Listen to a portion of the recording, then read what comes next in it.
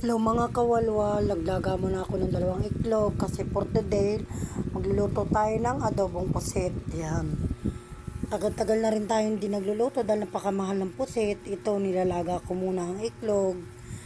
Kaya ito, maghiwa tayo ng bawang sibuyas. Yan, para sa pusit mga kawalwal. Sarap nito, ngayon ko lang to gagawin mga kawalwal.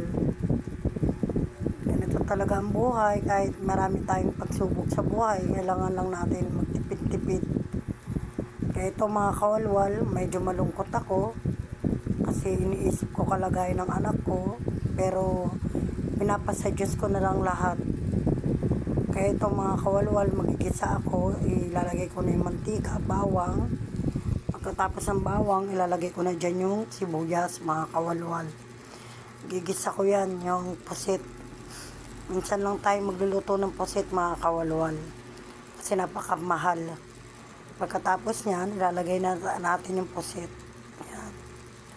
Konting halo-halo lang mga kawalwal at maglalagay na tayo mga pang-rekado dyan. Mga toyo, suka, lagay natin dyan.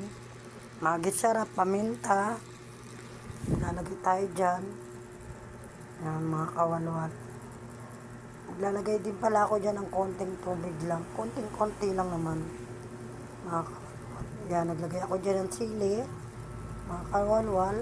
Tapos nilagyan ko na yung itlog na nilaga ako. Yan.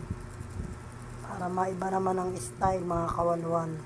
Napakasarap nito. Kung titikman nyo, naglagay din ako ng oyster. Para masarap. Sobrang sarap. Kaya ito, subukan nyo to. Simpleng lang to pagluluto mga kawalwal.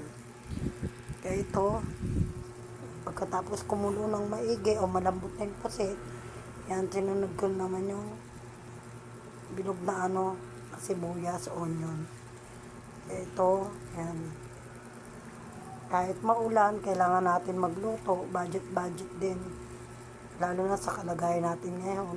Kahit malungkot ako, kailangan kong lumakas, magpatatag para sa anak kong may sakit.